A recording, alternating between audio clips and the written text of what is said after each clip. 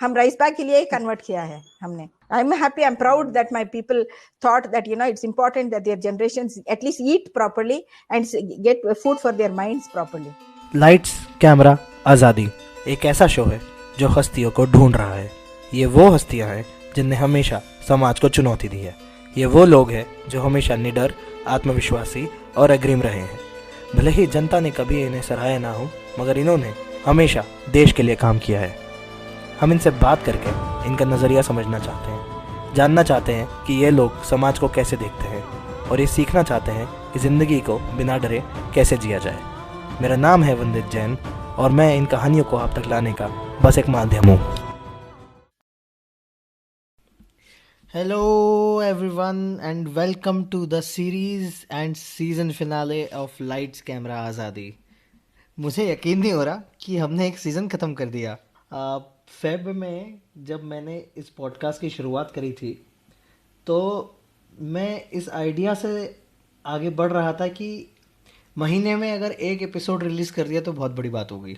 I never thought that we can together possibly build a library of 42 hours of content and 29 episodes.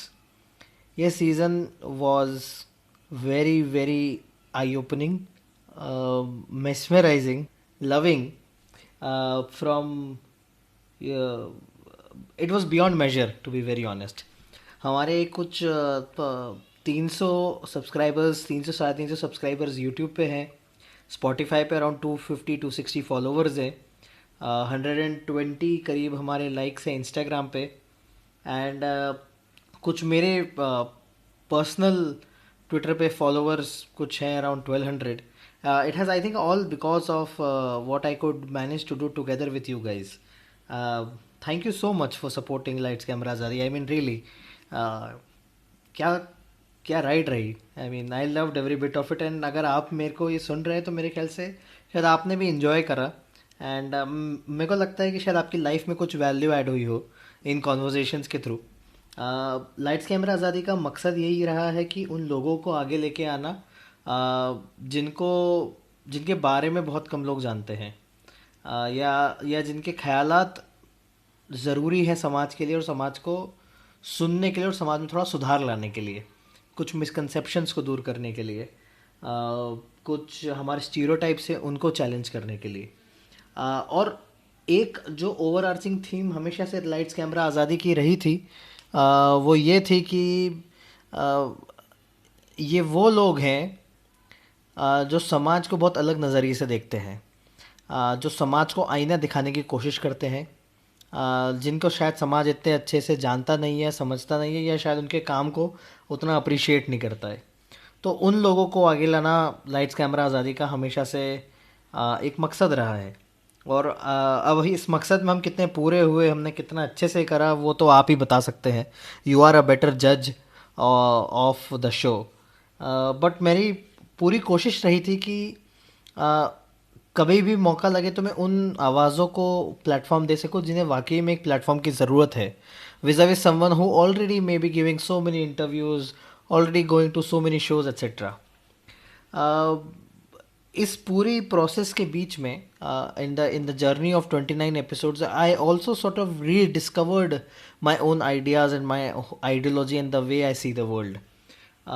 वो क्या है वो ज़रूरी नहीं है, बट जिस तरीके से मैं पॉडकास्ट को शेप कर रहा हूँ आपको शायद समझ आ गया होगा या आ रहा होगा ऑलरेडी. एक आई थिंक आपके दिमाग में सवाल होगा कि हम वापस कब आएंगे. तो लाइट्स कैमरा आज़ादी के सीज़न 2 का पहला एपिसोड जनवरी फर्स्ट वीक 2021 में आएगा. मैं कोशिश कर रहा हूँ कि नेक्स्ट ईयर अराउंड 40 एपिसोड्स में रिलीज़ कर सकूँ. अभी in the next 2-3 months will be all about reaching out to guest, defining the theme, what topics we want to cover, किन किन मुद्दों पे बात करनी है और किन किन लोगों से बात करनी है.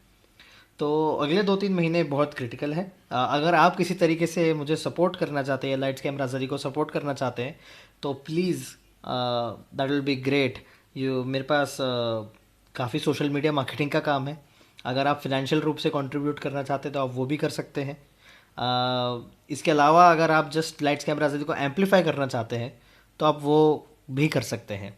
Any contribution no matter how small, can have a very long lasting impact to this show. Season 2 से क्या एक्सपेक्टेशन है?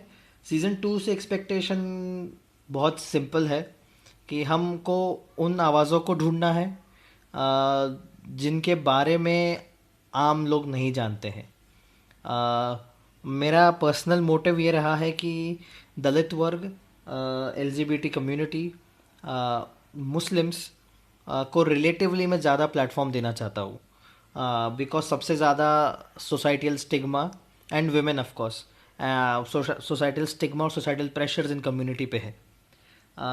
तो क्या मैं उस रिप्रेजेंटेशन की एक उम्मीद में मैं कितना सक्सेसफुल रहता हूँ वो तो वक्त ही बताएगा. बट हाँ, ये एक मेरा पर्सनल रेजोल्यूशन है for season 2. And thank you once again for being a very active and patient patron of Lights Camera Azadi. Your support really, really means a lot to me, and I could not be more grateful. Without taking much time, just to introduce today's guest, Cynthia Stephen, जो कि एक दलित Christian है, activist है, and writer है, लिखती हैं, academician है, researcher है, और ऑल्सो आई थिंक वो अब स्लोली पॉलिटिक्स के एरेना में भी एंटर करने वाली है. Wonderful lady. इनसे ट्विटर से मुलाकात हुई, and I could not have asked for a better individual to conclude the visualizing caste series. What do you expect from this episode? It's very very difficult. मैं कैसे आपको समझाऊँ कि इस एपिसोड का क्रक्स क्या है, या हम इस एपिसोड में क्या बात करना चाहते हैं. हम इस एपिसोड में सब कुछ की बात कर रहे हो, फिर भी हमने कोई बात नहीं करी है, to be very honest. But मैं ये कहूँगा कि सिंथिया एक ऐसे परिवार से आती है जो कि 3 जनरेशन पहले वो क्रिश्चियनिटी को कन्वर्ट कर चुका है. तो ये एक other side of the story है. ये उनका नज़रिया है, उनका वर्ल्ड व्यू है, और आई थिंक वो ज़बरदस्त काम कर रही हैं दलित एम्पावरमेंट के लिए. I admire her opinions and her forefrontness. And I really hope you guys enjoyed this episode, and by the end of this series you really understand that how caste operates, because that was the ultimate objective of this series. पूरा मकसद यही था कि हम और आप मिलके ये बात चर्चा कर सके कि जाति व्यवस्था हमारे देश में, हमारे समाज में, हमारे उठने बैठने में किस तरीके से काम करती है, और किस तरीके से ये कैसे एक समुदाय को एक तरीके से फ़ायदा पहुंचाती है, और एक समुदाय को नुकसान, और भारी भारी नुकसान पहुंचाती है, to an inhuman extent. ये चीज़ जाननी और समझनी बड़ी ज़रूरी है. उम्मीद करता हूँ कि आपको ये एपिसोड और ये सीरीज़ पसंद आएगी, and thank you once again for your time and support. Without wasting any time, let's go and meet Cynthia Stephen, and before that let us take a quick commercial break. This episode is brought to you by Miva Naturals. Miva is a homemade brand dedicated to your personal care experience. Miva make products with dedication, love, and with a touch of nature. They don't use any chemicals or harmful substances in their products to ensure you get the best feeling, which is long lasting. Miva makes products which are colorful and are fun to use, and it aims to be your best experience in the whole day. If you'd like to order your first Miva product, please go to miva.co.in and insert the code AZADI during checkout and get instant 20% off. So, what are you waiting for? Okay, so 3, 2, 1. Cynthia Stephen, welcome to Lights Camera Azadi. Thank you. I'm glad to be here. And this is a special episode because this is the season finale. So, we are concluding this season. Wow. हम ये season को खत्म कर रहे हैं with आपके episode के साथ. So I'm very excited. अच्छा. I'm really looking forward to it. So am I. Great. Cynthia, आप जैसा हम ऑफलाइन में डिस्कस कर रहे थे, आप काफी लो प्रोफाइल मेंटेन करती हैं.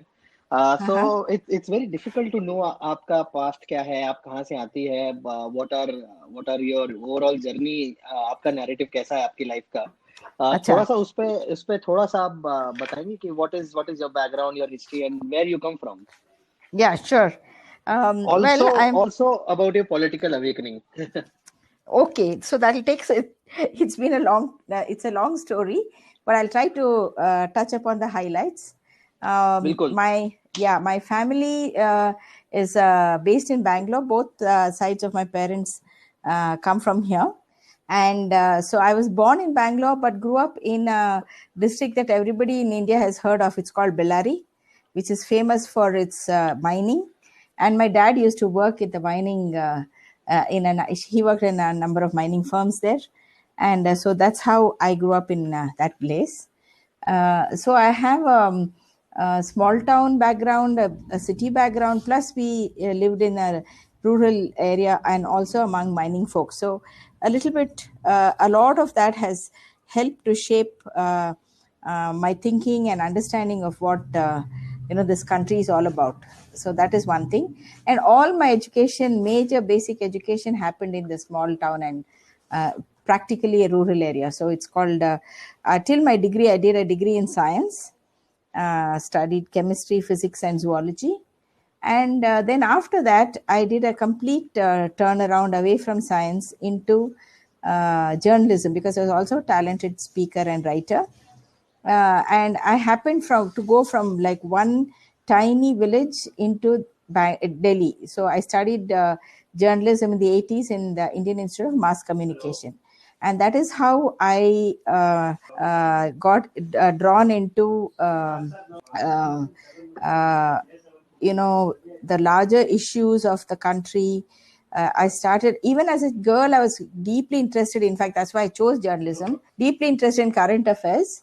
So I remember being, reading newspapers and scanning stuff, the emergency. I was about 14, 13 when the emergency took place. And so I know about how things were happening. But because I was studying science, I was more focused on those things. But after I moved away from that, my interest in, general knowledge, current affairs, continued to grow. And journalism, as you know, it gives you a wide scope for working in different fields. I worked in a magazine. I worked for a little while as an intern in a newspaper in Delhi. But then I got homesick and then decided to come back to Bangalore. As you know, Bangalore is a lovely, lovely place. In the 80s, it is very much desirable compared to Delhi. So I came back to Bangalore. But I didn't work in journalism in full time in Bangalore. I worked mostly as a freelancer, but I joined a series of NGOs. Because of my writing skills, I got in as a communications person. And so my first job in Bangalore involved studying the impact of urbanization in Bangalore. It was one of the first cities, fastest urbanizing cities. So, Bangalore and urban has also been a common thread in my work and life. So this moved me, and then I worked in the NGO sector for a long time. For a while in Christian NGOs, micro enterprise, doing writing and things like that. Then I switched to secular NGOs. Did a lot of traveling around in India, rural India, and got to know much more about. I had, of course, grown up in a rural area, but other parts of India, like I did some intense field work in Tamil Nadu, in Andhra Pradesh, and in the course of that, people discovered that I'm very good with analyzing society from the aspect of gender. So, and gender was also an important rising like consciousness at that time in the 80s. And so I became an expert in and trainer in the area of gender. Worked with that for many years, continued to do that work. So women's studies became a natural master's in the year 1997. I did a master's in women's studies. And so, but then I had found by then that my reading itself had gone far ahead of what I was studying and writing in my papers. So I've always been a person who engages with cutting edge levels of knowledge, read a lot, very curious mind. And to tell you the truth, my Dalit consciousness had at that point still not arisen. In 1995, I got married in 94. In 95, I was working as the coordinator for the UN World Conference on Women, in the media coordinator for South India, because there was this big event that was happening that later that year. And throughout the country, we were trying to build up groups of grassroots women to participate in the conference. In India, we did not want, the women's movement did not want to have only elite women, educated women go, but also wanted to promote women at the grassroots to come for the international conference. And so that's how we went. And as part of the preparatory processes, there was this group called a task force called, which was, it is called a task force set up to do this process. And I was part of that. And Dr. Ruth Manorama was one of the main people there. She also started something called National Federation of Dalit Women at the same time as, just in September that 1995. And so I was there at that launch, and shortly thereafter we left to Beijing. We came back, but still that I hadn't made the connection between Dalit women and myself. In the year 2000, there was a Durban conference. In between, I had two children. Between in 96, I had a daughter, and 97, I had a son, with just a few months apart, like just about 13 months apart. So I was very busy with my two very small children.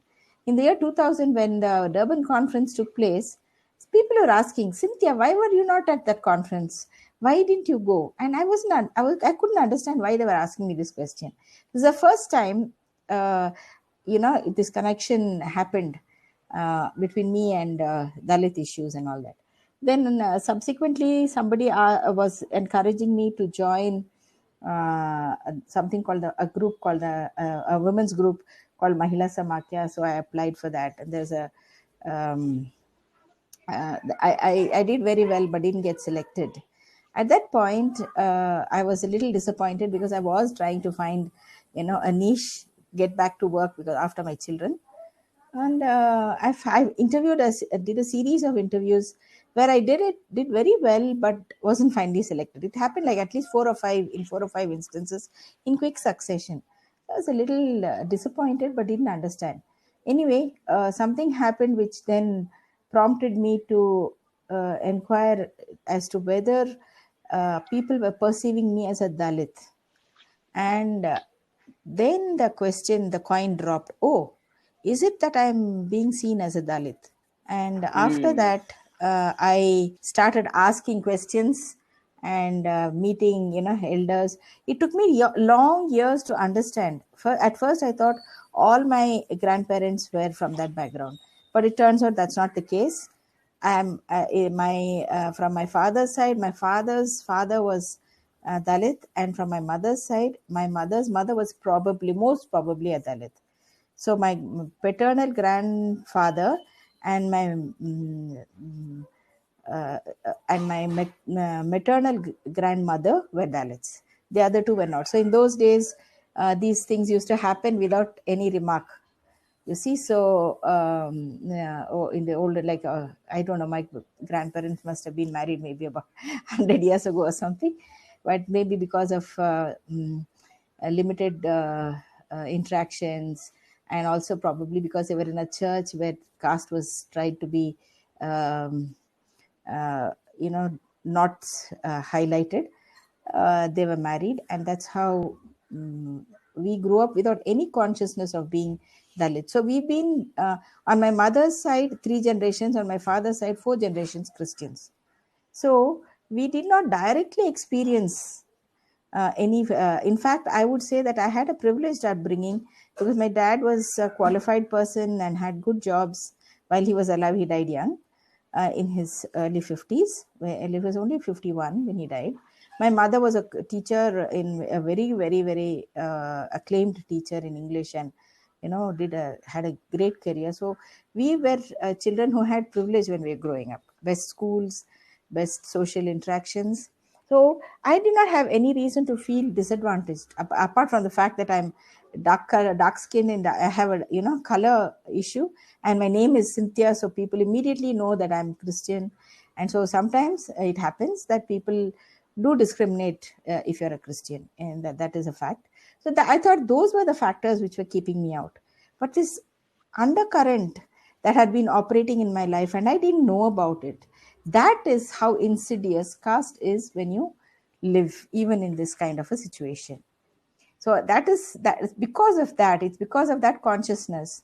I was, believe me, I was about 40 when I came to know that, there was Dalit, the caste issue was operating in my life at the top of my career. Till you come to the top, till you compete with others other privileged people on equal basis and then lose out, that's when the cookie crumbles in that way. Well said. और मतलब ये बड़ा interesting है कि मतलब आपकी generation से आप क्रिश्चियनिटी को फॉलो कर रहे हैं, 4 बट जनरेशन से मतलब भाई साहब, 4 जनरेशन से। 4 जनरेशन से, और उसके बावजूद भी जो कास्ट का लेबल है हाँ, वो आप में अभी तक नहीं हटा। मतलब नहीं, अजीब बात बहुत ये है कि मुझे नहीं पता था कि मेरे अंदर दलितनेस है, लेकिन बाकी हम्म। जो बाहर के लोग हैं उनको पता है। यही तो हाँ। बहुत अहम चीज है भैया। हाँ, तो द वर्ल्ड, दुनिया आपको दलित देख रहा है। हाँ, आप you are and the Christian identity. Not only that, privileged identity है यार। हम तो हाँ। यार बेस्ट का इंस्टीट्यूशंस में पढ़े हैं, हमारे इंग्लिश तो अक्लेम है, टैलेंटेड है, हम लिखते हैं, सारे इंटरनेशनल प्लेटफॉर्म्स में हम बातचीत कर चुके हैं, and I speak several languages fluently. तो हाँ। नेशनल और इंटरनेशनल प्लेटफॉर्म्स का पे तो हमारा नाम और बातचीत भी, स्पीचेस भी चलते हैं, फिर भी हमें दलित देखा जा रहा है, फिर भी हमें एक outsider. There is a good reason for that. इसके लिए एक अच्छा एक, दो we had privilege, we were not wealthy, my parents, we they never my dad, we only bought our first plot of land when we were just before my father passed away in 97. He passed away, sorry, 77 he passed away. In only the first time my mom and dad bought a piece of land was in, so we were otherwise just basically lower middle class, and lower middle class even, you can say. So wealth was not a part of our makeup. So we lived in a privileged thing with servants and bungalow and all that, but at another level wealth was new to our generation. My grandparents were also working, but they had smaller jobs. It's only my parents who became teachers and nurses and stuff like doctors. The next, my cousins became doctors, engineers. I became a journalist. तो entry level job पे हमारे seniors थे, और जब हम professional level में अब हम आते हैं, फिर भी हमें डिस्क्रिमिनेट किया जाता है बिना हमारे, विदाउट आवर नॉलेज। हमें जानकारी नहीं है, फिर भी हमें डिस्क्रिमिनेट किया जा रहा है। I don't want to make a big issue of it, but this is a reality. हाँ, थोड़ा सा जस्ट सिंथिया, थोड़ा सा क्योंकि ये बहुत रेलेवेंट टॉपिक है और आज का भी, कि तो जो आप जिस डिस्क्रिमिनेशन में आप जो बता रहे हैं कि असली डिस्क्रिमिनेशन तो तब दिखता है जब आप टॉप पोस्ट पे फाइट करते हैं। जी, और सही बात है। वो, हाँ, तो वो उसका कोई एनेक्डोट है आपके पास जिससे पर्सपेक्टिव थोड़ा हमारा बिल्ड हो सके और लिसनर्स का भी? हाँ, नहीं, मैं कह रही थी, अच्छा, you're asking me to say in detail why I perceived that. Actually, I was trying not to say it, but since you're asking me, मुझे बोलना पड़ेगा। तो ऐसा है जी। कि एक ये महिला समाख्या नाम से एक बहुत बड़ा सेंट्रल प्रोजेक्ट था। आजकल वो काफी फंडिंग वगैरह बंद करके सेंट्रल गवर्नमेंट ने स्टेट गवर्नमेंट तक उन्हें रिस्ट्रिक्ट कर दिया है, लेकिन काफी स्टेट्स में, नॉर्थ इंडिया में, यूपी और गुजरात में काफी एक्टिव थे पहले महिला समाख्या। पता नहीं आजकल कैसे हैं, they, because they are starved of funds now आजकल. And I was, the Mahila Samakya in Karnataka had a brilliant track record of organizing women since the 90s में से है वो, और नहीं, even earlier than that, like late 80s से है. So when I joined, okay, so then as I said, I had just had my babies, and it was around, I think the year 2002 or 3 हो सकता है, कि मैं I was asked to apply. People said you apply, I think you are a good candidate वगैरह. मैंने अच्छा भी perform किया इंटरव्यू में. काफी एक 5-6 लोग थे जो मेरे साथ इंटरव्यू में आए थे. ग्रुप डिस्कशन था, राइटन टेस्ट था, और कन्नड़ा का रिटन टेस्ट था. थोड़ा कन्नड़ा का रिटन इतना अच्छा नहीं था, but I speak Kannada very well, तो I managed the test very excellently actually. मुझे कॉन्फिडेंस था कि मुझे ये काम जरूर मिल जाएगा. 2 महीने के बाद मैंने कुछ नई जानकारी मिली, तो मैंने उस नंबर को फोन किया to find out what happened to the post.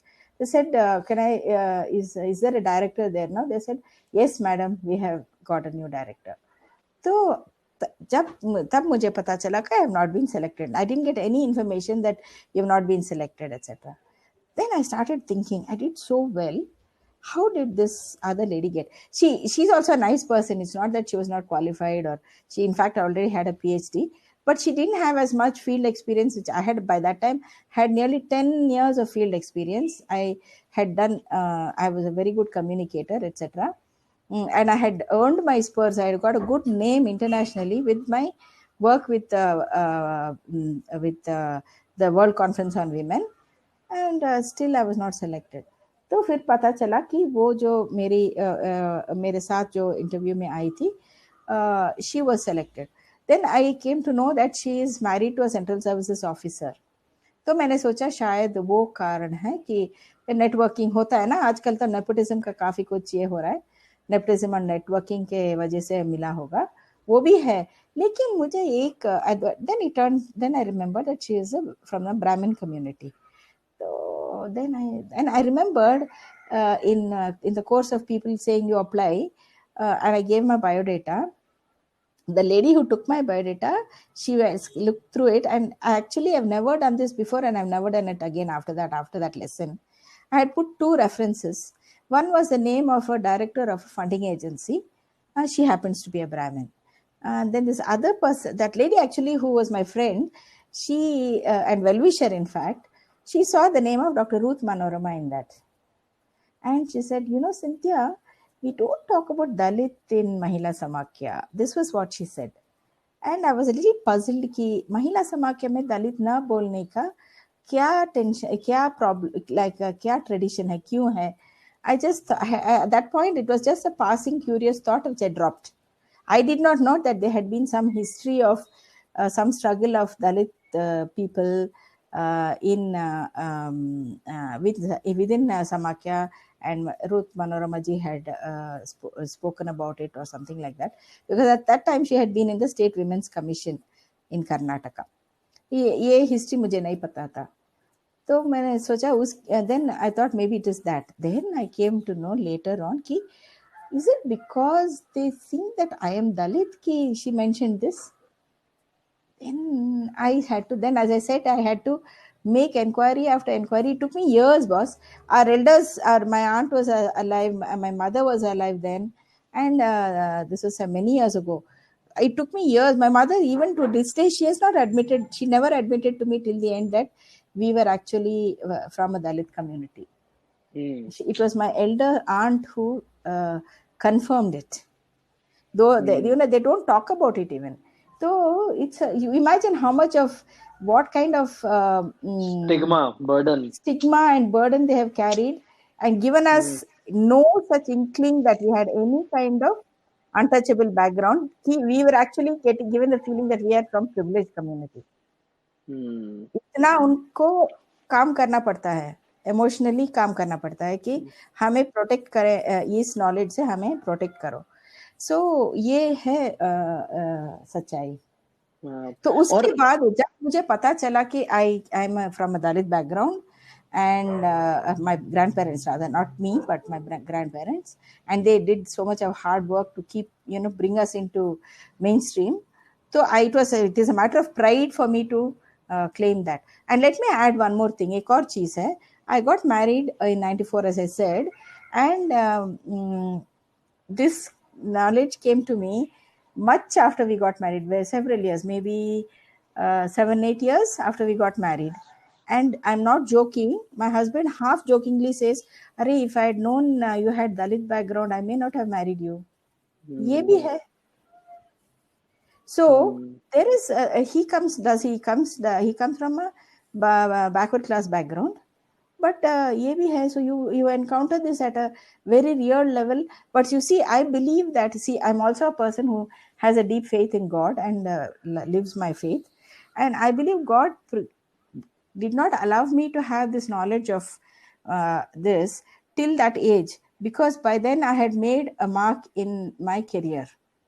People knew me for who I really was in terms of speaking, thinking, writing, trainer, this and that, and administrator. I've held state director. To end that story about Mahila Samakya, many years later, after my predecessor decided to quit, Then the opening came up again after 7 or 8 years, and I was again asked to apply insistently by people. I applied and I was taken on. And I worked as State Program Director, Mahila Samakya, for 2 years. That's the other side of the story. And that's another story for another day. But, I believe that all these experiences happen to make me more effective as an advocate. Where people recognize you for not as a professional and as a good spokesperson for a number of issues, but you also are a Dalit.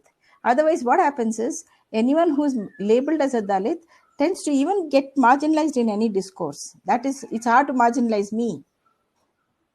And I have had a voice on women's issues, on gender and poverty. As a gender trainer, I've done across South India. I'm not joking. I've given gender trainings to mixed groups, men and women, hundreds for over 10 years.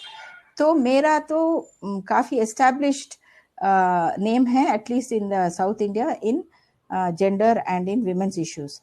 Uske baad, or even of course because of my Christian faith, even among the Christian community also, my name is not unknown because I write and speak on these similar issues like women's rights in the according to the Bible, child rights, legal issues. I write on all these issues. तो मेरा established track record था. उसके बाद उसके ऊपर एक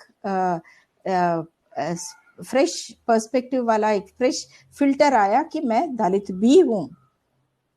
You see, I don't claim it. I don't say I am a Dalit. That's not what I do. But I have this perfect. I'm proud to own that identity, and I would like very much to uphold it and bring it as a matter of pride that our people are strong people of the ground with much talent, amazing talent. In my family, everybody we are multilingual. We sing beautifully, musically extremely talented, extremely brilliant. Many of my cousins have professional qualifications and live and work abroad. किसी से भी कम नहीं है हम. और highly accomplished family है. और इसके बावजूद भी हमें डिस्क्रिमिनेट किया जा सकता है.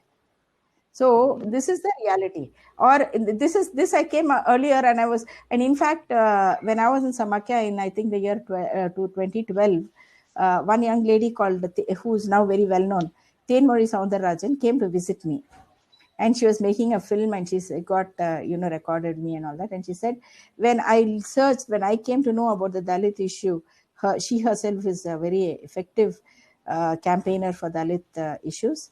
And so she said, when I started reading, your name was the only name popping up on the internet. Because एक और चीज है जो मैं बताना चाहती हूँ कि नॉलेज बिल्डिंग में कितना स्पेस डिनाई किया जाता है. So I wanted to write about my theoretical understanding on marginalized women, and so I sent a proposal to one of the, I don't want to name it, a very well-known journal, the best-known journal in Indian sociology, you can say, or in that field, in the social sector field, and they ignored it, didn't even acknowledge that I had pitched them. So then that minute I said, I will not allow these people to gatekeep my thoughts. मैं कहीं भी journal में नहीं दूंगी मेरी article, मैं free public domain में डालूंगी. तो just then the internet was beginning to become popular, और मैं मेरे आर्टिकल्स, क्रिटिकल आर्टिकल्स, इंटरनेट में countercurrents.org नाम से एक प्लेटफॉर्म है. It had just started, so I started writing for them. You'll see a lot of my early and very powerful and fresh articles जब मैं thinking में थी. I mean, I was really formulating my thoughts and writing about it critically in countercurrents.org archives. मेरे नाम से आप ढूंढेंगे तो मिल जाएंगे आपको. So that is how because I just started writing into the void, she picked this up. And actually 2018 I was invited to go to the US on a lecture tour by this coordinated by two people. One is Suraj Jengde, who was in Harvard at the time, and Ten Mori, who was there also. And between the two of them, we coordinated, they coordinated lecture tour for me. And of course, some friends of mine. I discovered that universities across the world were reading and applying my, my ideas in their gender curricula. I didn't know. It was because I told you I would not work in the mainstream academic sphere. I will be an, independent voice. Institutional identity न होते हुए मुझे नहीं पता था कि ये सारे चीज हो रहे हैं. तो मेरा जो नॉलेज बिल्डिंग का कंपटीशन होता है, I never got any recognition. one moment. Yeah, no, not only I did get recognition, but I didn't know my work got recognition. Personally, I did not get any recognition, and I didn't get any payment or anything for this. But I'm glad that people have picked up my ideas. And तो एक मेरा जो एक popup question एक आया था Cynthia, ये था हाँ. कि क्या क्रिश्चियन कम्युनिटी में भी आपको मार्जिन्स पे रखा जाता है या इक्वल एक्सेप्टेंस है वहां पे? हाँ, मैंने कहा था ना कि because I grow up in a church which did not discriminate on caste basis, वो उस चर्च में the place where I grow up was as I said Bellary, and वहां पर जो चर्चेस थे वो उधर का तो कॉन्शियसनेस ये कास्ट का नहीं, बिल्कुल नहीं था. वो भी एक अजीब चीज है because CSI, it's a CSI church, but there was no caste awareness or practice in those churches. Whereas in other places such as in South Indian, like deep South का तमिल नाडु में आपको discrimination मिलेगा, या तो institutional spaces में आपको discrimination मिलेगा शायद, because people now talk about it. उस टाइम पे तो उसके बारे में बात भी नहीं होता था. It's very much in the only in the like 70s and 80s was जब liberation theology launch हुआ. People might have heard of the liberation theology by Paulo Freire, who he was the one who launched this idea of a new kind of pedagogy, the pedagogy of the oppressed. When those things hit the theological institutions in Latin America, and then also through that in theological institutions in India, both Catholic and non-Catholic, then the idea of liberative theologies came up, and then the idea of liberation theology, what it means, and oppression, then the Dalit theology came up. So it was only after this the Dalit theologians started speaking on theoretically and critically analyzing theologies. Otherwise many people in the mainstream understanding of religion, critical thinkers on religion, particularly in India, they feel that the church was a colonial construct, and it was an instrument of colonization and so on. As a matter of fact, people from the oppressed communities who joined the Christian faith in en masse, over the last 150 years of colonization, they will not find it as an oppressive space. In fact, they find it a liberating space, which is the thing. So it's a contradiction in terms, because on the one hand the structures are oppressive at one level, but at an individual and at a social level there is quite a large amount of social liberation one gets. And that is why you will find that only a very small percentage of people are leaving the church and going back to their original, in spite of institutional strong approach by certain groups saying Ghar Wapsi and all that. It's a very, very minor amount of people who will turn back, because the inner spaces that open up once you leave an stigmatized identity and come out of it, that cannot be matched by any anything else. You see, the personal liberation that one gets cannot be matched. So that is how it is. Whereas people really need to understand this factor. That is why, and continuously there is a movement, maybe not as large as the RSS might claim, but there is a slow and steady movement of people away from any kind of oppressive social structure, and entering into a less oppressive social structure. Let us put it like that. It may be a matter of degree. But Yeah, there it's are not some enough. churches in Kerala which are extremely caste-based and structured and very, very authoritarian. And so that is another story that does not involve us because we are not in that context. Those are like agraharams, and they marry within their own culture. Endogamy is followed, dowry is followed. All kinds of anachronistic things happen there. So we don't own that at all. I mean, they're there, but we can't accept that kind of practice.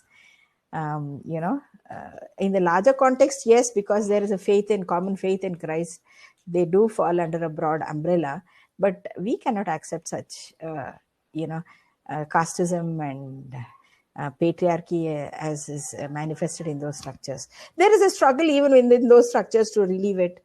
So there is internally in every church there is a struggle for liberation within the structure. Where power is there, some oppression is there, some struggle is there within that. That nothing is unchallenged. And particularly Protestant, my husband is fond of saying, we are Protestants, we will protest.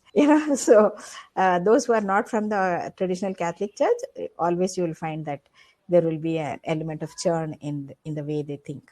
So that is also something liberating, for people who come from hierarchical thinking and ritualized way of practicing religion. This way, you get a lot of you reclaim your thought process, your agency and autonomy when you come into these kind of ideological spaces. So I think that is the attraction for people to move that people don't understand.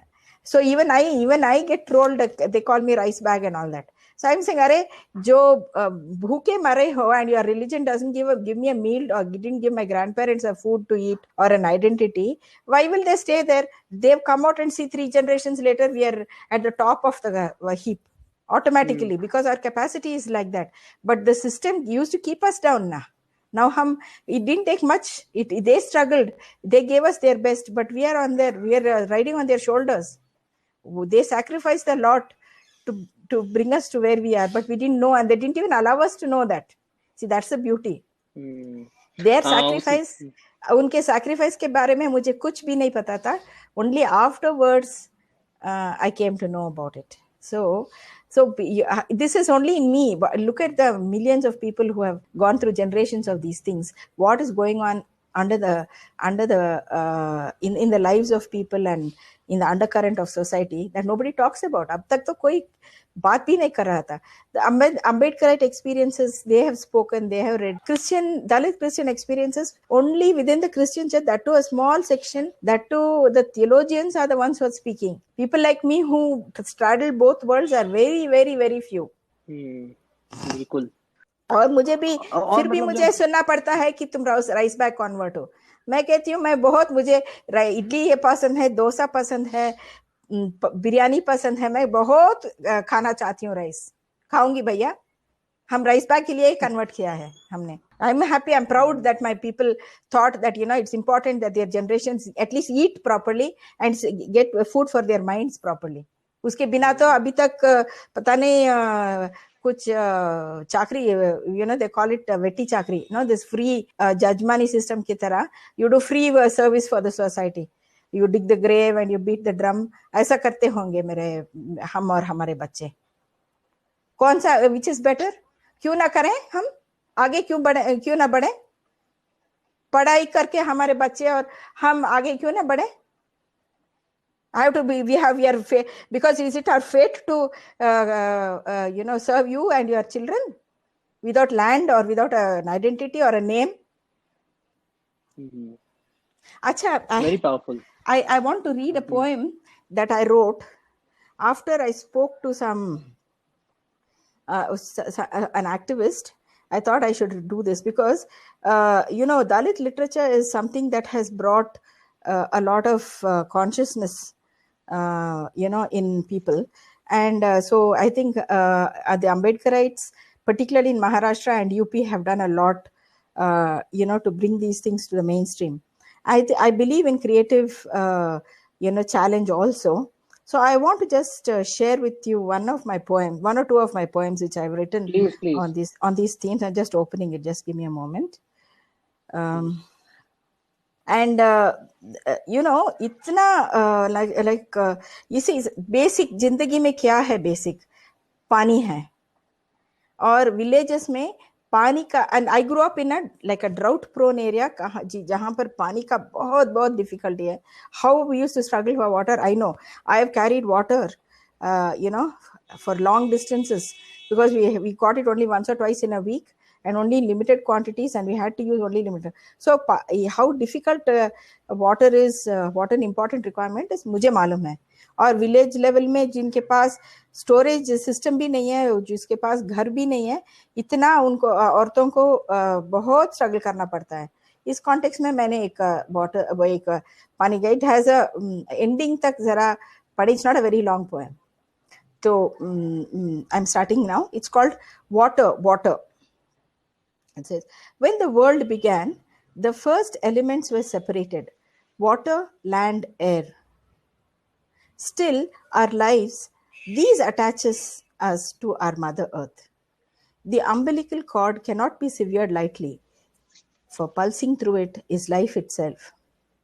Water, water, the last cry from the lips of those dying of thirst. When the colonial powers taxed salt, a host of Indians defied them to make salt on Gujarat's coast. But our girls and women still pay tax with their bodies, their youth, to those who control water in Indian villages. Quote, come lie with me and you shall have water for your family. And again when you come tomorrow, resist and you shall pay with your life, unquote. And land, don't dare to dream that you or your father shall have a plot of your own to live and grow food. Only your sweat shall fall and salt the fields, just as your tears turn the water salt. You are born to serve like your forefathers before you, your foremothers to be our horse, like you too. Oh man, beat your drum, dance to your heart's content, drunk on poison stirred in a clay cauldron. But the water you drink has to be bought with a price you never can pay. The price you never can pay. So this is a tax जो है, which in the print area I have put an asterisk against task, because I'm quoting one worker from the field. She says, Akka, there is no one from our Dalit Cheri, no one girl who from our Dalit Cheri who has not been molested or raped when they go to the fields to fetch water. This is how caste impacts lives even today in our village, in our city. लड़कियों को जान पे हथेली पे लेकर के जाना है. You know, everybody reads of rapes of Dalit girls in Punjab, in North India, जो हरियाणा में लड़की को, most of them are on their way to college or school. जो लड़की आगे बाहर से, घर से बाहर निकल के फील्ड पे नहीं जाती होगी, वो पढ़ाई करती होगी, उसको अटैक किया जाता है. जो लड़के अच्छे अच्छे पढ़ते हैं, दलित लड़के, when I was in the field working 20-30 years ago, I used to hear that there was this boy, Dalit boy, he was used to study very well. The results came 10 days or 15 days later, his body was found in the well. This was many villages, I've heard many such stories. जो youngsters are studying and getting into next level of education, उनको मार दिया जाता था उस time पे 20-30 years. आजकल because of reservation they get into university, they get into professional courses, वहाँ पे मारा जाते हैं, institutional murder, of which as if the best known one is Rohit Vemula, but dozens of them have happened in the past and continue to happen in the present. Payal Tadvi,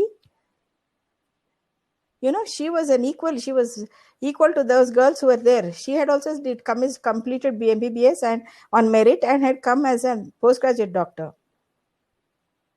So the system is still operating, which tries to cut down the marginalized and keep them down to size.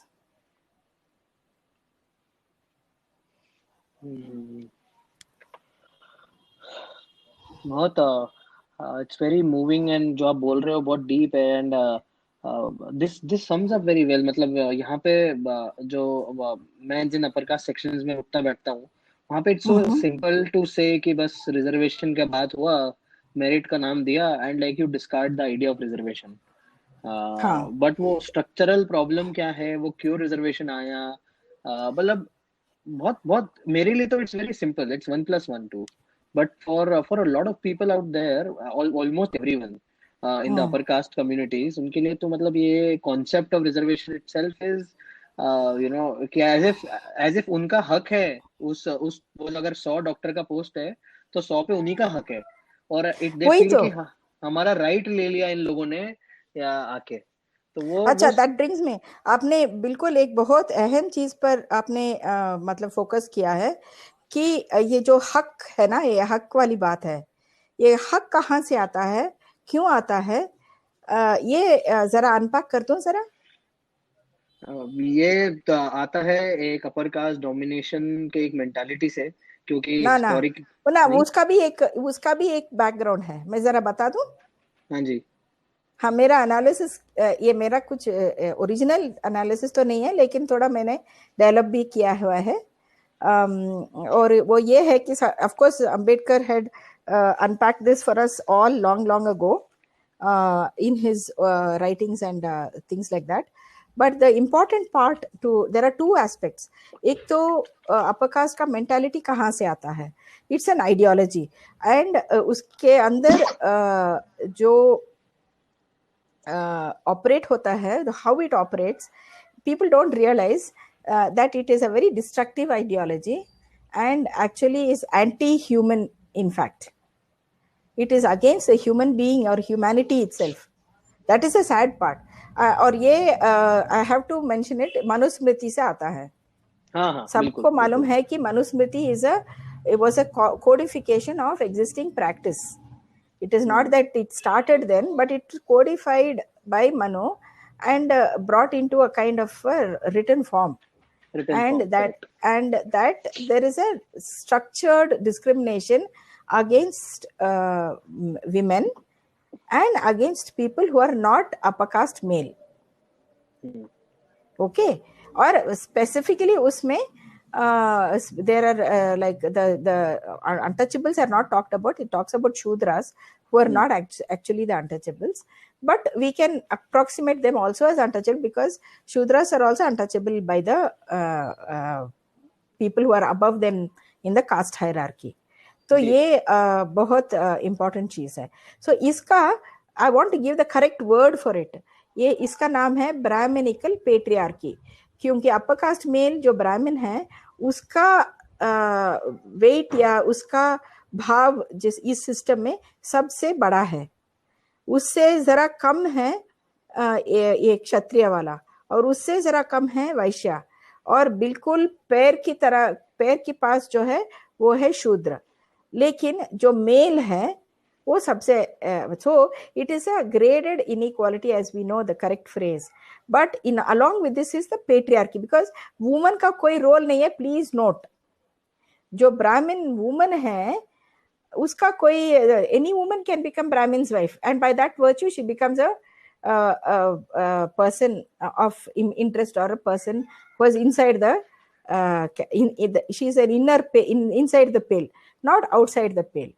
तो ये Brahmanism और patriarchy का deadly combination सिर्फ हमारे देश में या हमारे कल्चर में है, इन द इंडिक कल्चर, इन विच बांग्लादेश भी आती है, और इस साइड पाकिस्तान और थोड़ा बहुत अफगानिस्तान भी आती है, उस साइड नेपाल भी आती है, और and so there is this entire South Asian, जो साउथ एशिया बोला जाता है, this entire area, this geographic location on which there has been an impact of Brahminical patriarchy, the status of women, you will see, is very very very different.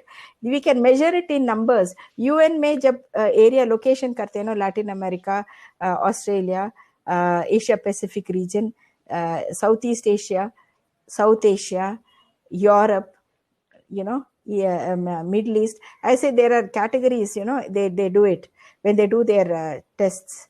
their statistical analyses. South Asia का एक अलग analytical geographic region है, and always the total indicators for South Asia for women are the lowest in the world, lower than sub-Saharan Africa. And the reason for it is because of the operation of this ideology.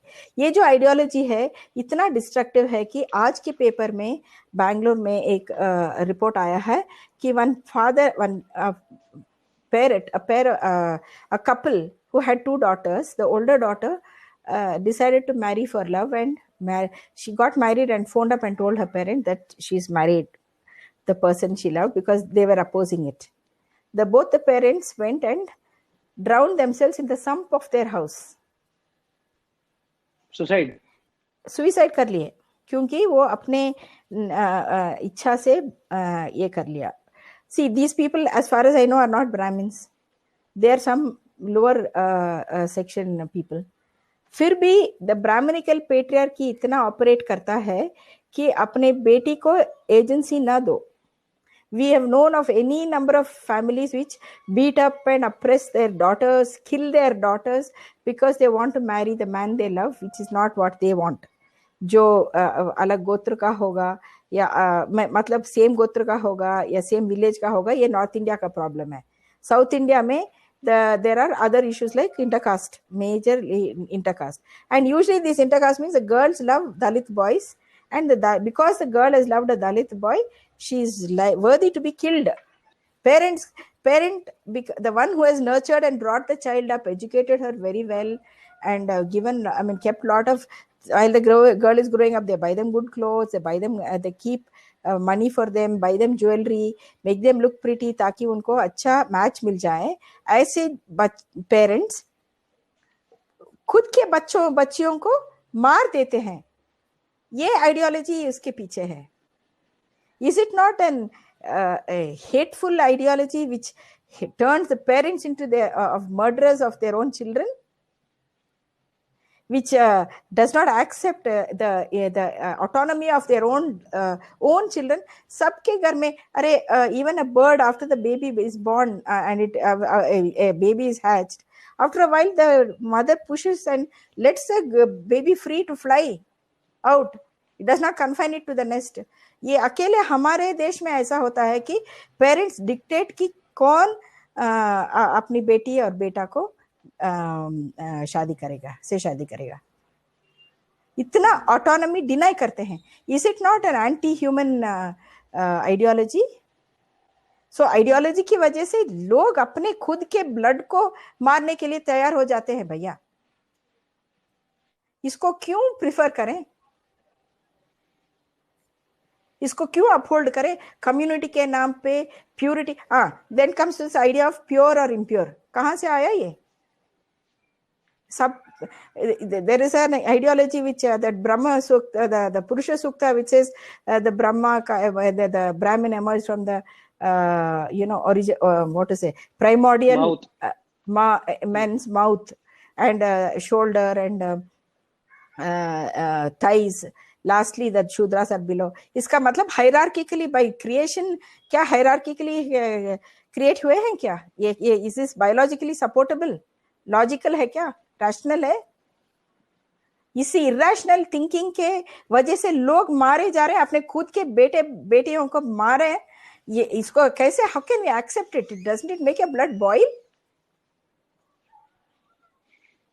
अच्छा, मार नहीं दिए, reject कर देते हैं. ये तो emotionally आप मर्डर नहीं कर रहे हैं अपने बच्चे को. सोशली आप बॉयकॉट करने, पूरा कम्युनिटी बॉयकॉट करता है. अगर एक intercaste couple, they are hounded, they are chased out of.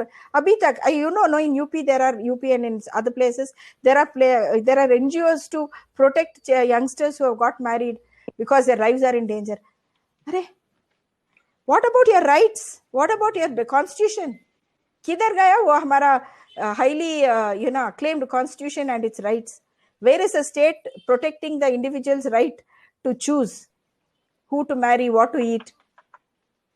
तो ये जो है हमारे हमारे देश में एग्जैक्टली अंबेडकर हैड प्रिडिक्टेड कि जो पॉलिटिकल डेमोक्रेसी है वो सोशल डेमोक्रेसी में कन्वर्ट करने में बहुत प्रॉब्लम है, and he has been a real modern day prophet, I can say. And in fact, I would like to just quote from what he has said in his speech when he presented the Constitution. He has said most of us know this, like Shakespeare's quotes. Ambedkar's quotes are also very commonly, everybody knows. But he says, I'm quoting the great man's words himself. My mind is so full of the future of our country that I feel I ought to take this occasion to give expression to some of my reflections thereon. On 26 January 1950, India will be an independent country. Will she maintain her independence or will she lose it again? It is this thought which fills me with anxiety. This anxiety is deepened by the realization of the fact that, in addition to our old enemies in the form of castes and creeds, we are going to have many political parties with diverse and opposing political creeds. Will Indians place the country above their creed, or will they place creed above country? I do not know. But this much is certain, that if the parties place creed above country, our independence will be put in jeopardy a second time and probably be lost forever. This eventuality we must all resolutely guard against. देखिए, is it not like a sign of the times कि आजकल जो इधर जारी है हमारे देश में, that is what he is talking about. In 1950, this was when he was presenting the constitution for approval. The date has been fixed somewhere in early January, I believe the speech was made. So the seeds of our own destruction are there within us. We have to be aware, we have to understand and think about what is going on in us. See, I was this morning listening to that Indian matchmaking ka ek series tha. So I heard some very brilliant analyses of these of that show, plus some other films like Sairath, by young Dalit scholars, in which they were really unpacking so beautifully how this Brahminical, though they don't use the word as such, as a scholar myself, I am using my own understanding of Brahminical patriarchy. तो इस Brahminical patriarchy के लिए counteraction क्या है? Because I have just established कि ये anti-human है, anti-family है, because you are killing your own blood for the sake of your this ideology. इससे कौन बेनिफिट होता है? Only one abstract idea called thing, लेकिन उसमें कोई ना कोई उससे बेनिफिट ले रहा है. प्लीज अंडरस्टैंड कि कोई ना कोई. So the caste establishment, the caste hierarchy, जो हायरार्की से बेनिफिट करता है, he is benefiting. One girl who was speaking, she's a research scholar in the US, young girl, and she was saying that she comes from a Dalit background, and her family, her own cousin fell in love with a girl who was from the dominant caste. She got the girl's family separated them and got her married to a boy from their own caste. But she got pregnant and had a baby. When the baby was about a year old, she called this boy again, her former lover, and committed suicide.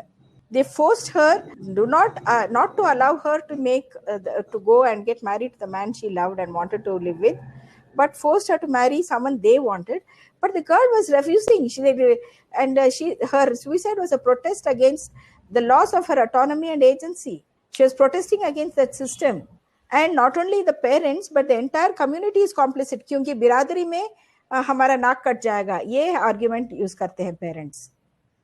वो जो कौशल्या और सुंदर और कौशल्या का एक बहुत famous case है,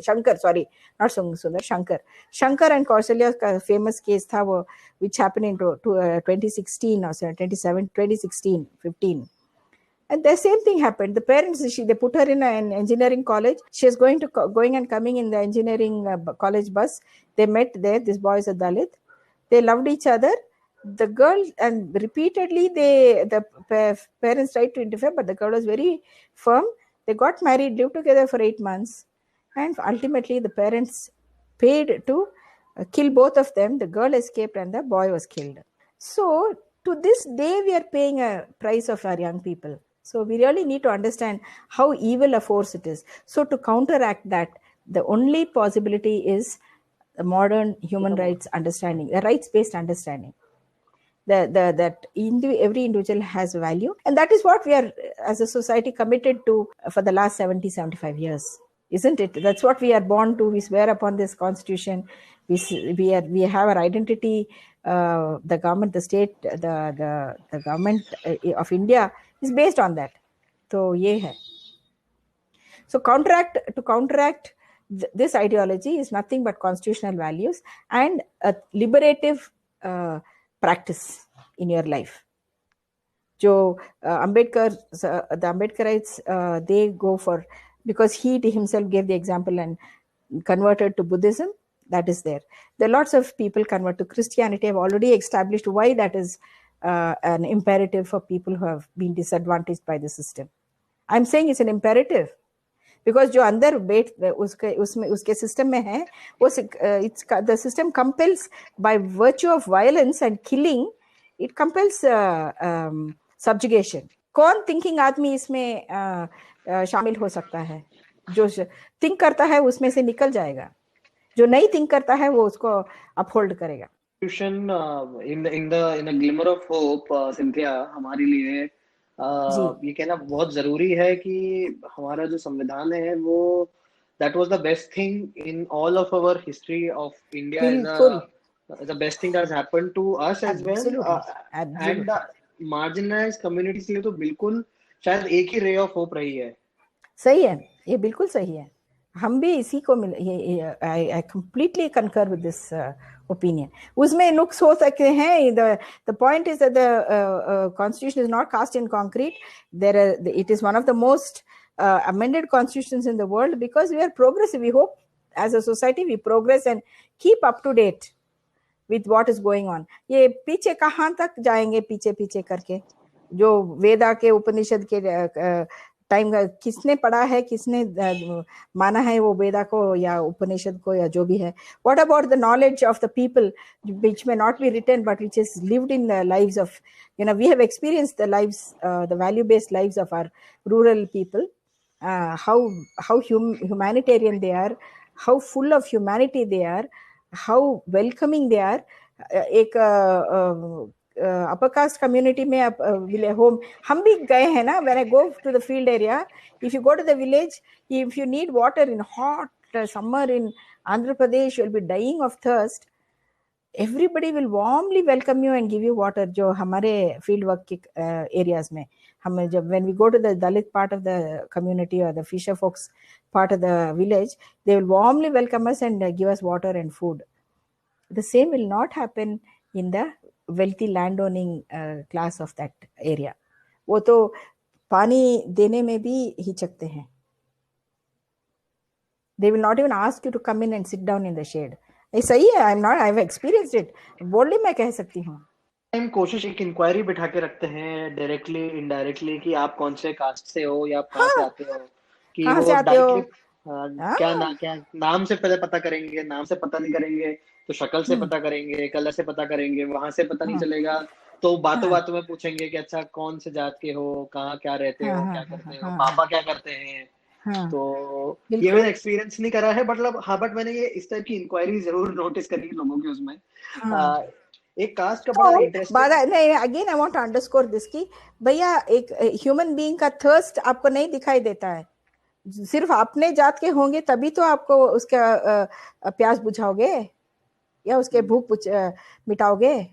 यही कारण है ना हमारे देश में इतने सारे भूखे प्यासे हैं हमारे देश में. मैंने ऑलरेडी प्यास के बारे में बता दिया है मेरे पोएम में कि लड़कियों को क्या कीमत देना पड़ता है पानी के लिए. जरा अच्छी तरह से सोच लेना इस बारे में. मैं actually I'll tell you, I'm not joking. When the water lines are laid out in the village panchayats and they put up overhead tank, when the water lines are laid out and there is a line separately going to the there's a line for the Dalit colony and the main village, वो deliberately contractor जो है वो line को जरा ऊपर कर देगा ताकि पानी वहां नहीं जाए. People come here only to take water. इतना रिफाइंड टॉर्चर होता है दलितों का. पैसा भी जाएगा पब्लिक का, उनका भी हक बनता है कि पानी गवर्नमेंट से आए उनके घर. और जब आएगा तो कॉन्ट्रैक्टर ऐसा करेगा कि पानी बहता हुआ ना जाए उसके इस कॉलोनी के अंदर. So that is why then after that our community sanghas used to sit and talk and say, okay, we will have our own well water source. हमारे अपने बोरवेल. आंध्र प्रदेश में सिर्फ दलितों के लिए रिग बोरवेल ड्रिल करने के लिए अलग से एक योजना बनाई थी 90s में. Only for Dalits water, SC/ST water scheme, borewell scheme. अजीब बात है. Does Mother Nature discriminate कि ऐसा ये पानी मेरा पानी यही पिएगा और ये नहीं पिएगा? मोस्ट वरीसम और जो सबसे मतलब परेशानी करने वाली बात ये है कि और सूरज अपने बुक में भी ये लिखते हैं कि मॉडर्न इंडियंस को ये लगता है कि ये कास्ट वास्ट तो ये सब पुरानी बातें थी, अब ये सब निकल चुका है और अब ये हम नए हैं और मॉडर्न है और हम जो जिस समाज में रहते हैं, दिल्ली, मुंबई, बैंगलोर, इंदौर जैसे शहरों में हम रहते हैं, तो यहाँ पे कास्ट ऑपरेट नहीं करता है. वो तो सरासर झूठ है, सब जानते हैं. जानते हुए भी वो झूठ को हम दोबारा और तीसरी बार हम ये करेंगे. That's a deliberate way of doing things. एक कहीं ना कहीं एक SC/ST में एक डॉक्टर या एक टीचर मिल जाएगा आपको, तो वो बहुत अच्छे हो गए हैं. That is why, like it's like saying no that once Indira Gandhi became the prime minister, women in all over India became empowered. ऐसा नहीं है ना. अब तो अभी भी दलित प्रेसिडेंट है ना हमारे देश में. क्या सारे दलित एम्पावर हो गए हैं क्या, या उनका सिचुएशन घटता जा रहा है? तो ये सब these are all the tokenisms that we are not anymore willing to buy. सब लोगों को ये अच्छी पूरी तरह से जानकारी आ जाना चाहिए कि ये सब टोकनिज्म है, इससे काम नहीं चलेगा आगे. सिंथिया, थोड़ा सा बिकॉज आपने इतना पढ़ के रखा हुआ है and you have been so well read, आपके बारे में आपका जो काम है उसके बारे में संशोधन होता है देश में विदेश में, तो मेरे को लगता है कि आपका ओपिनियन लेना बहुत इम्पोर्टेंट है और रेलेवेंट भी है इस मैटर पे. और मैं यहाँ से थोड़ा सोशियो से शिफ्ट होकर पॉलिटिक्स की तरफ इस कॉन्वर्सेशन को ले जाना चाहता हूँ. बिल्कुल ले जाना ही चाहिए. हाँ, कि अल्टीमेटली एक पॉलिटिकल मूवमेंट जो मुझे लगता है कि इसका बहुत जरूरी है इंडिया में, जो इन टाइप के तमाम मुद्दों को मेन स्ट्रीम में ला सके. तो आपका पॉलिटिकल आइडियोलॉजी तो मुझे क्लियर है, पर एट द सेम टाइम जब हम इलेक्टोरल पॉलिटिक्स की बात करते हैं तो हमको ये बहुत बड़ा गैप दिखता है. हमको क्लियरली दिखता है कि कोई भी मेन स्ट्रीम पॉलिटिकल पार्टी इन मुद्दों को लाना नहीं चाहती, बिकॉज ऑब्वियसली इट्स कॉम्प्लिकेटेड. वो मतलब वो नहीं ला पाएंगे, वो लेट्स जस्ट से कि उनको पॉसिबिलिटी नहीं है. तो आपका पॉलिटिकली आप कैसा इलेक्टोरल पॉलिटिक्स एक आपका पॉलिटिकल इमेजिनेशन कैसा है एक राइट पॉलिटिकल पार्टी का? इफ आई से this, if I put it right, कि आपके हिसाब से एक अच्छी पॉलिटिकल पार्टी क्या होनी चाहिए और वो पॉलिटिकल मूवमेंट कैसा होगा जो इन मुद्दों को एड्रेस करेगा? आई होप मेरा क्वेश्चन क्लियर है. हाँ, बिल्कुल एकदम क्लियर है. Yes, you are very correct कि हमारे देश में इलेक्टोरल पॉलिटिक्स का एक अरीना है जिसमें कास्ट और class is and gender of course plays the most important role. Most disturbing role is played by caste, class, gender. Now आजकल religion भी काम करने लगा है जो नहीं करना चाहिए था, which is against our founding principles, क्योंकि हमारा founding principles एकदम secular है और balanced है, and it is in fact a startlingly new and a new way, a new direction which brings a new understanding of what secular means. See, in the idea of secular, there's always been this argument about जो secular है, that is a Western construct. It applies to separation of church and state in Europe. It does not apply to in India.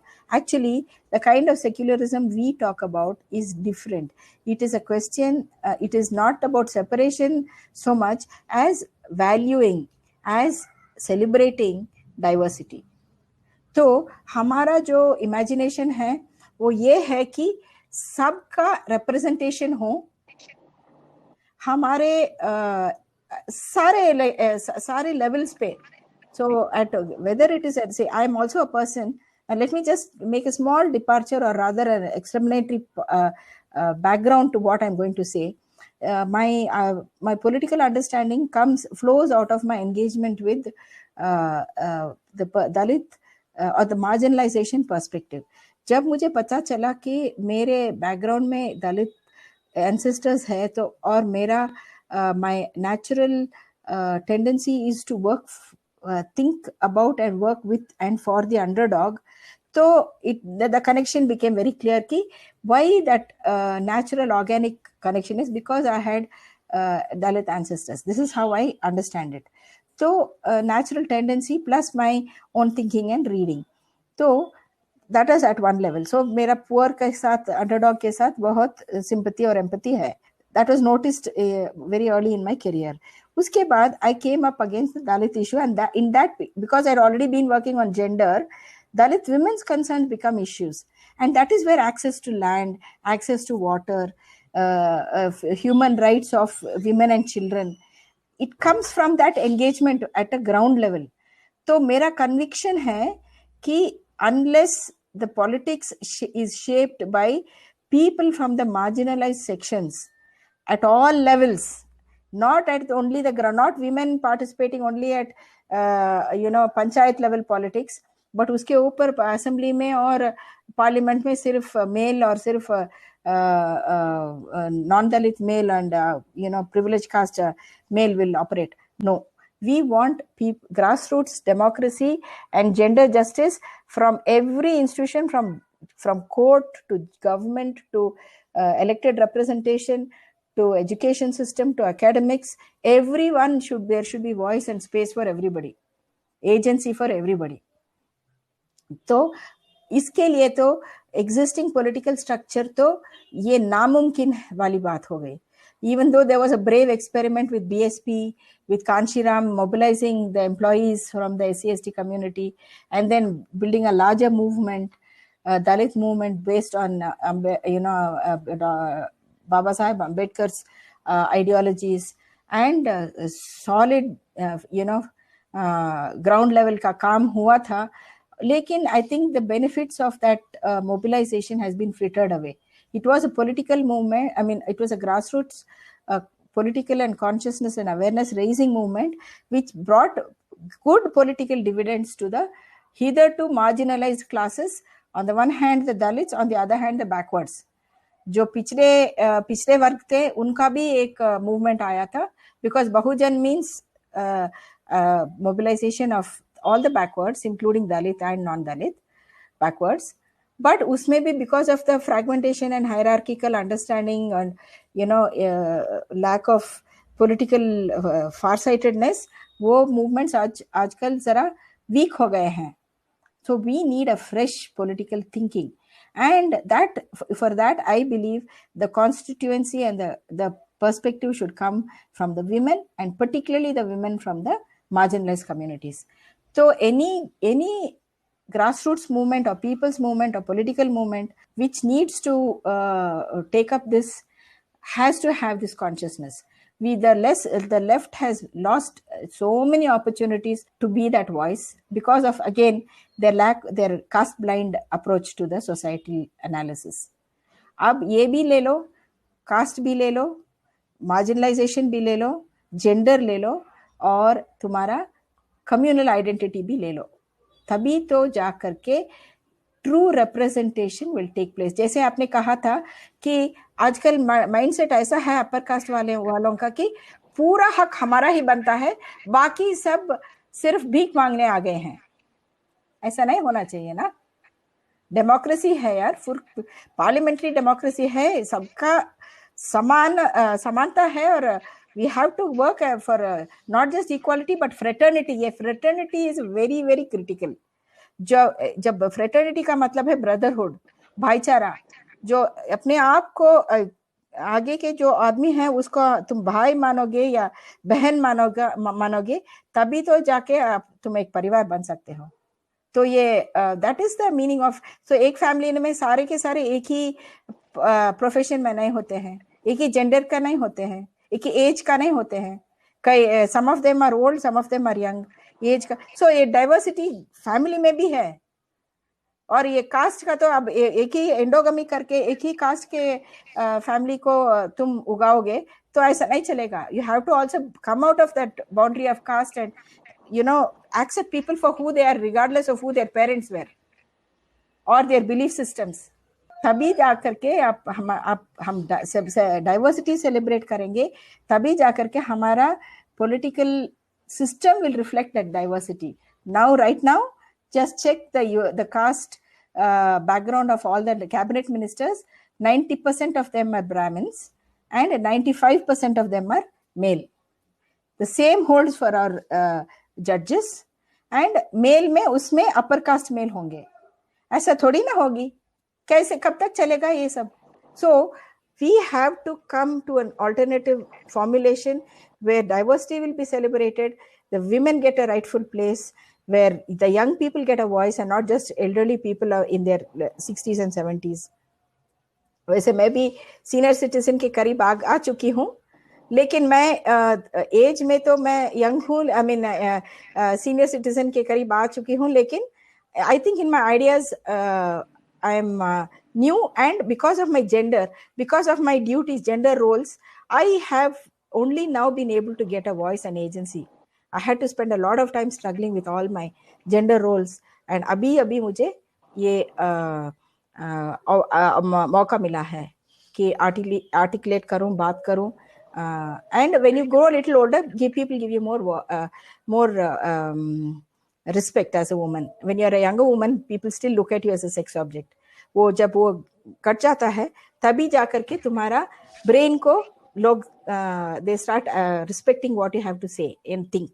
So you have to take all these factors into consideration. So I am plumping for a political formulation that celebrates diversity, respects diversity, respects the participation of maximum people, and brings all these realities of our society into its consciousness. And that is why I believe that while when you talk about development, you talk about society developing, you're progressing, you have to focus on economic development first. You also then talk about the personal development कि एक औरत सिर्फ पैसा कमाने से empower नहीं होती है. It's a part of the process necessary. उसके बाद उसका personal empowerment होना चाहिए. She has to become a person who is respected for who she is. She has her agency. She can employ. She can exercise her autonomy. उसके बाद जाकर के उसको community role मिलेगा. Up to now, community role is denied to women. They are made to sit in the house, and the men, in fact, even the women sarpanches are still, there as a figureheads, and sarpanch patis are running the show in most of our North Indian villages. And ये cancel हो जाना चाहिए. And next comes political empowerment. तो सारे के सारे backward communities जो पिछले who have been left backward and marginalized, they need to come up and become equal citizens in the society. So equality is a value, diversity is a value, fraternity is a value. Only then we will be able to, in a constitutional way, in a peaceful manner, take this country forward without clashing on issues like caste and religion and gender, of course. This is my political imagination for the future. Cynthia, and मैं conclude करना चाहूंगा बाबा साहेब के coat से, that I measure the progress of a community by the degree of progress which women have achieved. Absolutely. And on that note, Cynthia, I think it was a pleasure, amazing conversation. Thank you so much for coming. This also wraps up our season 1 of Lights Camera Azadi, and I could not have been more honored than to have you on the show. And I hope we both achieve our dream of equal India, if not sooner than later. Absolutely. Thank you so much, Vandit, and thank you for providing this platform and for amplifying these voices. We'll be in touch, and let's push ahead. Yes. Thank you so much. Thank you. Jai Bhim. Jai Hind. Jai Hind.